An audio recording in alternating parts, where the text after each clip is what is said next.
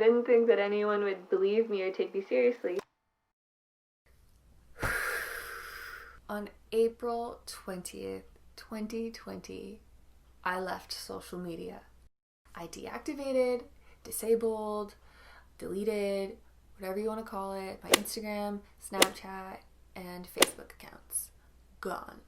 I was over it. I was done. As of today, I have been offline for 216 days. 216 days. Like, that is actually crazy. That is not the social detox tech fast I ever thought I would ever take. But I did it, and I'm back. If you're watching this video, you're probably wondering why I left social media. And I think it's about time I share why. If you have followed me in the past, that means you've seen pictures and videos of Acorn and Ollie. You've seen me chasing sunsets and eating desserts.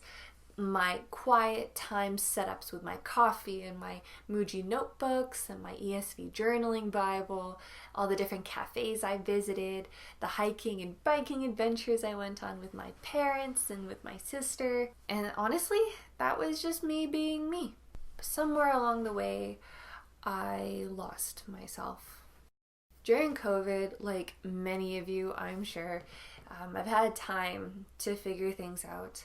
So what I'm about to share with you is me being super real, super vulnerable, super honest, and I decided it would be worth sharing this story on social media because it's the exact place that I should really face my fears. I've also gotten a lot of questions from people about why I left. And I don't think anyone has actually heard this story in its entirety from me before, so this is a first. This is the story of why I left social media.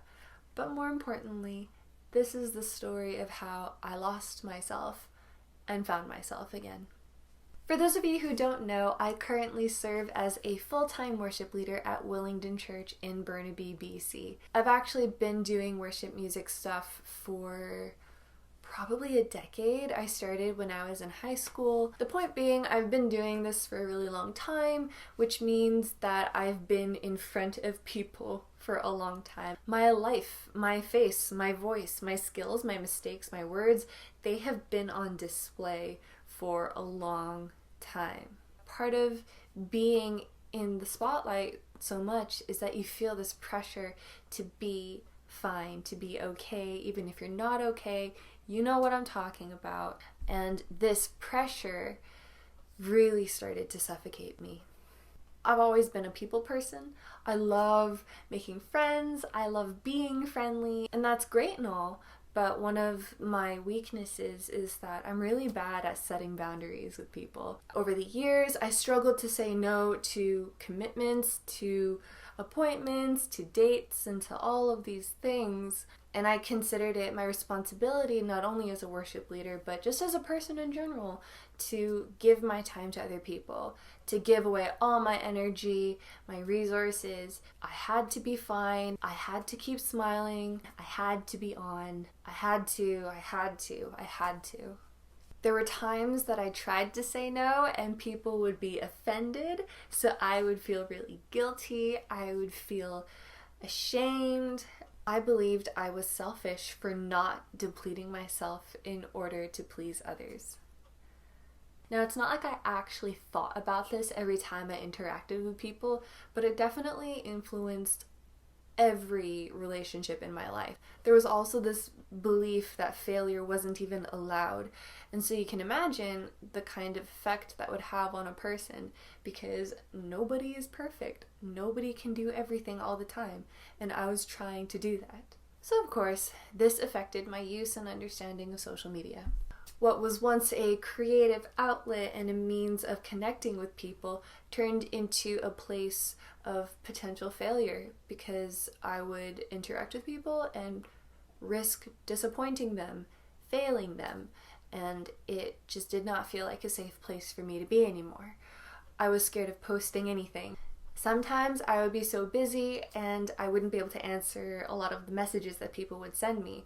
There would be days where I would look at my phone and I would see all of these notifications And I would feel so overwhelmed that I would just, and I really struggled with that for a long time. But I felt like me saying I felt overwhelmed, I couldn't answer my phone, was pretty, like, sad. I didn't think that anyone would believe me or take me seriously. So, when this global pandemic hit, the world was encouraged to go online, to go on social media, to do Zoom calls, Google Hangouts, FaceTime, Skype. Did I miss one? I probably did. There's so many of them. So for some people, social media became their saving grace. But for me, it became the straw that broke the camel's back. And that was it. I left. I went dark. I almost entirely got rid of my phone, and I didn't really offer an explanation to people at the time. And when I did that, a lot of people actually reached out to see if I was okay. And thank you so much for doing that. And I know that you did that out of the goodness of your heart, but I'll just be honest with you, like, that was the last thing I wanted at the time, only because I was already so overwhelmed with so many things and trying to set boundaries and it seeming to fail every time. I just became so introverted through this process. The quarantine restrictions about staying home and not going out, I welcomed that. Like, I was so glad to not have to go out and to not see people because I had things that I really needed to figure out. So what did I do when I was offline? Well, I got better. I threw myself into my work and into my studies. I spent much needed quality time with my family, with Acorn and with Ollie. I rediscovered my love for long distance running, and I read books, and I baked banana bread. I know, I baked banana bread. I dove deep into God's word, and I journaled like there was no tomorrow. I have all of these Muji journals. It was seriously the stuff of dreams, the stuff that we all talk about when we think social media detox or doing a tech fast. It took a couple weeks to ditch the habit of reaching for my phone every time I wasn't doing something, but eventually got over it, moved on, never looked back. For the first time in forever, I could hear myself think. More importantly, I was finally quiet enough to hear God speak.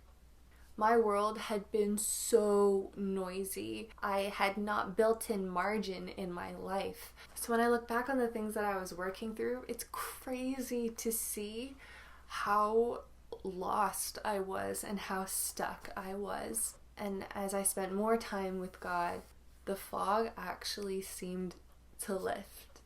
And I was gradually able to identify the things that I'm able to articulate to you today. God opened my eyes to recognize and understand the lies that I had allowed myself to believe for so long. He met me in my darkness when I was wandering, and he gently brought me back to himself. He reminded me of his truth. It is okay to say no. Not everyone will understand, but that's okay. I don't need to please others. Jesus definitely did not come to save the world by pleasing others. I cannot control what people think of me or say of me. When it came to people and commitments, Jesus had boundaries. Jesus didn't say yes to everything. If there are people who go out of their way to make you feel bad for that, to make you feel bad for learning how to set boundaries, then they're probably not interested in my well-being. It is not selfish to take time to take care of myself. Self-care is not selfish. And it is okay to not be okay. You don't have to be on all the time. Jesus took the time to rest and to get away from the crowds, to have time in solitude, to be with God. So when I live according to how Jesus says to live, which is the beautiful way of life, there is no guilt, there is no fear, there is no shame. Let me just remind you that these are some things that I'm trying to condense into just a few sentences right now, but I had to learn over the span of months. It was time spent choosing to dig deeper, choosing to process things that I was afraid to face. I chose to seek God's healing in my life. And this was done through the quiet times that I spent with him in the morning, as I was studying my counseling psychology course material. I'm even doing freedom session right now. So as the Holy Spirit was walking me through this journey, I started to pick up the things that I loved to do but was too afraid to do because of what people might think of me. I made workout vlogs with friends, recorded some song covers, took post-workout selfies, did a photo shoot, dabbled in songwriting. I exercised my creative muscle and practiced making things for the joy of it. Even as God was redeeming these parts of me, I still had no intention to return to social media. Life was significantly better without it. Why go back? And then, well, God told me to go back. See, this kind of thing has happened to me before, where God will heal me and set me free from something when I fully surrender it, and then he'll spin me around and tell me to go right back into the battle because he has stuff that he wants me to do there. Why, God, why? Because someone needs to hear this. But I'm good here, thanks. How will they hear if no one speaks? That's a good point. God was like, I'm bigger than imposter syndrome. I'm bigger than cancel culture. You name it. What I think of you outweighs what the world thinks of you. Which brings us to now. Back on social media and even making a YouTube video, which I haven't done in like 6 years or something. I never thought I would do anything like this, but there was no way I could keep silent about how God had given me redemptive purpose, not only in how I use social media, but who I am as a person. This isn't for personal success or attention. Social media is a world of its own, and each of us has the power to influence others through it. And now I know more clearly than ever before how I'm going to use that.